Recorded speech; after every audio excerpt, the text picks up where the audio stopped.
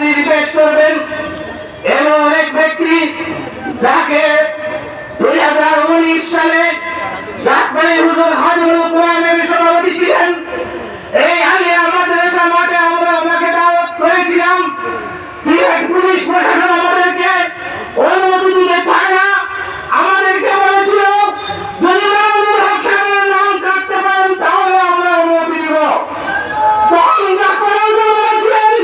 সেই তাফসীর মাহফিলের পরিবর্তে প্রতিবাদ সমাবেশ বন্ধ করতে হবে।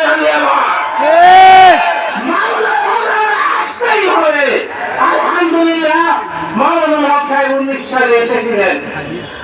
আমরা আশা রাখি আগামীতে হযরতে হায়াত নবীর বাসাতে খাদিমুল কোরআন মাহফিলে হযরতে উপাধিকে পেশান।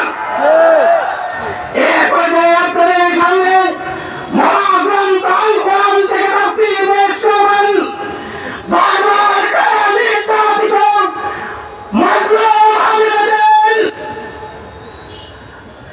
এদেশের লক্ষ করে যুবক তরুণদের আইডল ওলামায়ে কেরামের আস্থা বাড়ানোর শাইখুল হাদিস থেকে শাইখুল হাদিস আল্লামা মামুনুল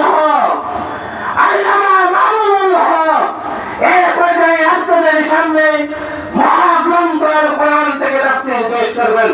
আমি হযরতকে মহাগ্রন্থ আল কোরআন থেকে তাফসীর পেশ করার জন্য সবিনয় অনুরোধ জানাচ্ছি।